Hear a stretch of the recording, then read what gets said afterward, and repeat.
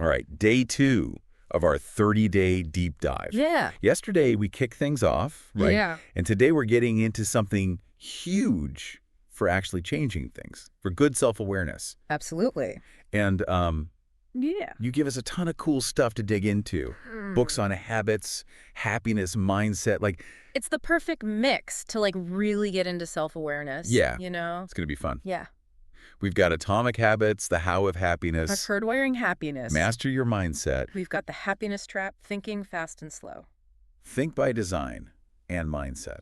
That's like a whole library of good stuff. That's a lot of books. It is. So let's just jump right in. Yeah. I'm really curious about this whole self-awareness thing. Like, why is it so important? Well, like imagine you've got this inner compass, right? Okay. It helps us get who we are, our thoughts, our feelings, and what we do. Okay. And then from there, we can make good choices instead of just going with the flow. So instead of just like, I don't know, kind of going through life on autopilot, Yeah, exactly. we're actually like behind the wheel making decisions. You know what I mean? Yeah, totally. Yeah. Like you're in control. And when it comes to things like good habits or, actually being happy, that's self-awareness. It's key. Yeah. I mean, take Atomic Habits, for example. Okay. James Clear says something really interesting. Okay. He says, focusing too much on goals Oh, can actually get in the way of being happy. wait, hold on. Yeah. How can goals be a bad thing? Okay. Is that what we're supposed to have? Goals are good, Okay. but Clear's saying that when we're all about goals, we start thinking like, once I get this thing, then I'll be happy. Okay. So we're kind of always putting off happiness, Yeah. always waiting for that next thing. I'll be happy when. Exactly. I'll be happy when I get that promotion. Yeah. Or I'll be happy when I get that new car. Yeah. You know, or We get so caught up yeah. in wanting stuff Yeah. that we forget to just like enjoy right now. Right, we're just chasing all these external things. Totally. And not actually like feeling content right here, Yeah. right now. And what's really cool is that this connects to what The How of Happiness talks about too. Oh, okay. You know that book, Yeah. Sandra Lyubomirsky? Yeah. She talks about this happiness set point. It's like our level of happiness is kind of set Okay. partly by our genes. So like some people are just like born happier than others. Well, yeah, sort of. That's not fair. I know, right?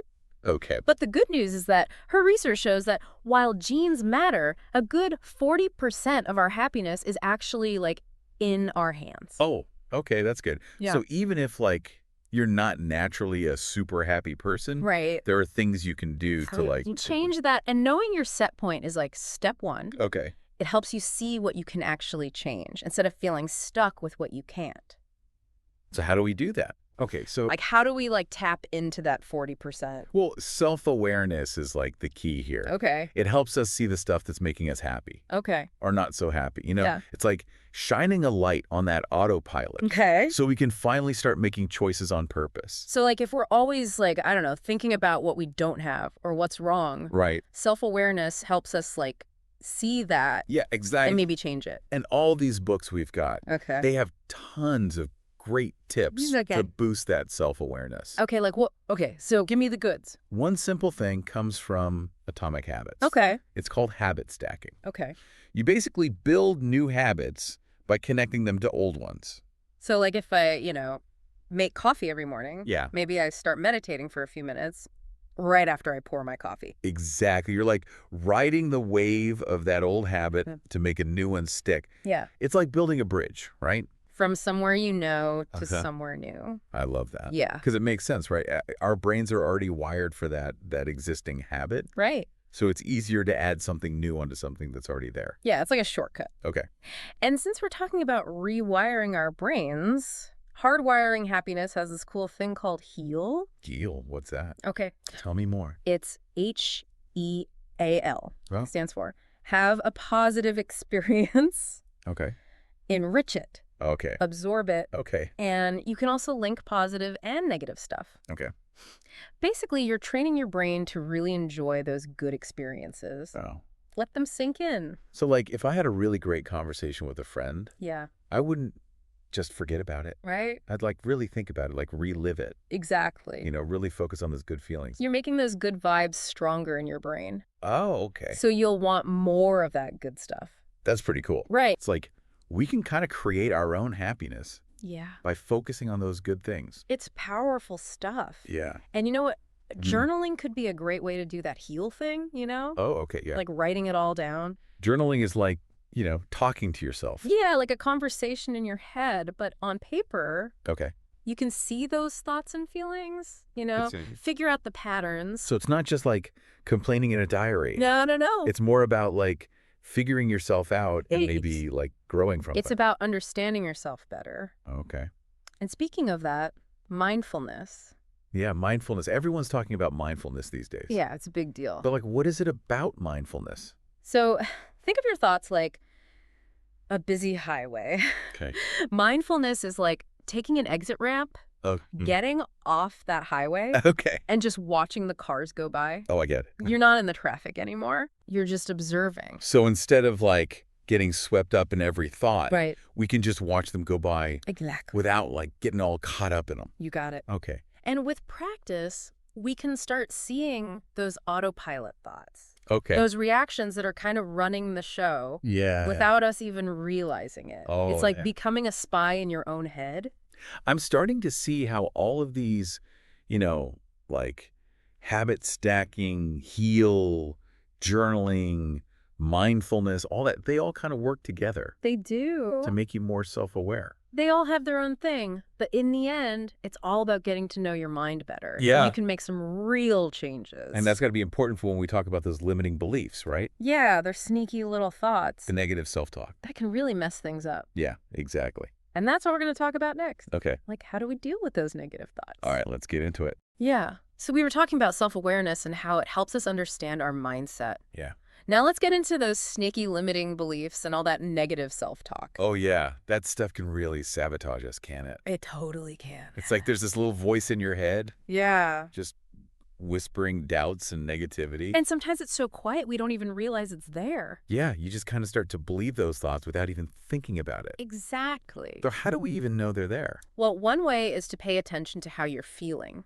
Okay. Like if you're feeling anxious or defeated or just stuck, Yeah. there's a good chance there's some negative self-talk going on in the background. So our emotions can kind of clue us in, huh? Yeah, like little warning signs pointing us to places where we need to look a little closer. So that's where journaling and mindfulness come in, right? Totally. We can use those to like observe our thoughts and feelings. Yeah, create some space to really see what's going on. It's like we're becoming detectives of our own minds. I like that. Okay, so let's say we've identified some of these limiting beliefs. Okay. What do we do then? Well, the next step is to start challenging them. So it's not enough to just be aware of them. Right. Awareness is great, but we need to take action. I got to do something about it. Exactly. So how do we challenge those negative thoughts? Well, the happiness trap talks about something called thought errors. Thought errors. Yeah, they're like these distortions in our thinking Okay. that can make us feel way worse than we need to. Gotcha. So what's an example of a thought error? One common one is catastrophizing. Catastrophizing. It's like when we imagine the worst possible thing happening. Oh, yeah. Like instead of thinking, okay, I didn't get that job, that's a bummer, Right. we jump to, oh no, I'm never going to find a job, my life is over. It's like taking a small setback and turning it into a total disaster in your mind. Exactly. And that just makes us more anxious and stressed. Yeah, for no reason. And a lot of times, those thought errors are connected to those limiting beliefs we were talking about. Right. Like, if I believe I'm not good enough, Yeah. I'm more likely to freak out when things don't go my way. Exactly. Because it kind of confirms that belief in my mind. it reinforces that negative story we're telling ourselves. So how do we stop those thoughts from taking over? Well, one technique that the happiness trap talked about is called diffusion. Diffusion. Yeah, it's about learning to see those thoughts for what they are. Okay. Just thoughts, not facts, Okay. not commands. It kind of sounds like mindfulness. It is. They go hand in hand. Right. Observing your thoughts without letting them control you. Exactly. And the happiness trap has all these fun ways to practice diffusion. Oh, yeah. Like One is to imagine your thoughts like clouds. frogs. Yeah, just drifting by. Okay. So if you have a thought like, I'm going to mess up this presentation, Yeah. picture it written on a cloud just floating away. I like that. It helps you create some distance. Yeah. You're acknowledging the thought, but you're not letting it define you. You're not getting all tangled up in it. Exactly. It's a way to let go of that struggle. So we're not fighting the thoughts, we're just letting them pass. Exactly. And what was that other technique? Oh, this one's fun. Okay. Try singing your thoughts in a silly voice. Wait, singing my thoughts. Isn't Yeah. that a little, I don't know, weird? It might sound silly, but it works. Okay. It's all about adding some humor, Okay. taking away the power those negative thoughts have. So if I'm thinking I'm going to mess up this presentation, Right. I could sing it in like an opera voice. Yeah. Or maybe like a cartoon character. Exactly. Make it fun, make it light. So we're basically tricking our brains into not taking those thoughts so seriously. Totally. I can see how that would help. And as we practice these techniques, Okay. we create more space between us and those thoughts. Okay. We get less caught up in those stories we tell ourselves. And then we can make choices from a clearer, more intentional place. It's amazing to realize that we have so much more control over our minds than we think. Absolutely. And speaking of control, Think by Design has this interesting take on worrying. Wait, worrying. Yeah. Isn't that something we should be trying to avoid? Not necessarily. Stacey Nirbaran says that worry, the right kind of worry, Okay. can actually be useful. Really? It's about thinking ahead, identifying potential problems, Okay. figuring out how to prevent them. So instead of saying, I'm so worried about failing this presentation, Right. I could ask myself, okay, what can I do to make sure I give a great presentation? Exactly. You're taking action, you're taking charge. It's like turning worry into a to-do list. I love that. It's about being proactive. And this kind of reminds me of having a growth mindset, right? Absolutely. Mindset by Carol Dweck goes deep into this. Yeah. It's about whether you believe your abilities are fixed Oh, okay. or whether they can grow and change. Right. Like, are you stuck with what you've got? Right. Or can you learn and improve? Exactly. So someone with a fixed mindset might avoid challenges. Yeah, because they're afraid of failing. But someone with a growth mindset, they embrace challenges. They see them as opportunities to learn and get better. I wonder if journaling could help us identify those fixed mindset thoughts Totally. and maybe even start shifting to a more growth-oriented perspective. Journaling can be like a training ground for your mind. Okay. You can practice catching those limiting beliefs Yeah. and reframing them in a more positive way. This is all so fascinating. It is. It feels like self-awareness unlocks so much potential for growth. It really does. And that's what this journey's all about, right? It's about becoming the best version of ourselves. Okay, so what's next on this self-awareness journey? Well, next we're going to explore some more techniques for cultivating that growth mindset. Okay. We'll talk about visualization, affirmations, and surrounding yourself with the right people. Ooh, I'm excited. And Can't Hurt Me is going to be really inspiring for this part. All right, let's do it. Okay, so we were talking about those limiting beliefs and how we can kind of detach from them using things like diffusion. Yeah, like we're stepping back and just observing those thoughts instead of getting all tangled up in them. Exactly. Yeah. But it's not just about thinking, right? It's about doing something with what we learn about ourselves. Absolutely. Self-awareness is about taking action. Putting that self-knowledge into practice, making changes. Right. And when it comes to taking action, I think Can't Hurt Me by David Goggins has some seriously powerful insights. Okay, I've heard a lot about that book. It's pretty intense, right? Yeah, Goggins doesn't mess around. What's so unique about his approach? Well, Goggins is a former Navy SEAL, so he went through some crazy tough training. He talks a lot about callousing the mind, basically making your mind tougher How do you do that? by pushing your limits, getting comfortable with being uncomfortable. That sounds kind of scary, but I guess it connects back to that controlled worry idea, right? Yeah, it's about facing those challenges instead of letting them control you. So like doing hard things on purpose. Exactly. Goggins believes we're way tougher than we think we are. He even says, if you're always comfortable, you're never growing. Wow, that's a good one. It reminds me of that growth mindset stuff from Mindset. Totally. Goggins is like the ultimate example of a growth mindset in action. He was always looking for ways to push himself. I read that he ran over 100 miles through Death Valley in the middle of summer. That's Goggins for you. That's crazy. But I also read that he would use his past experiences to help him get through tough stuff. He called it like going to the cookie jar. Yeah.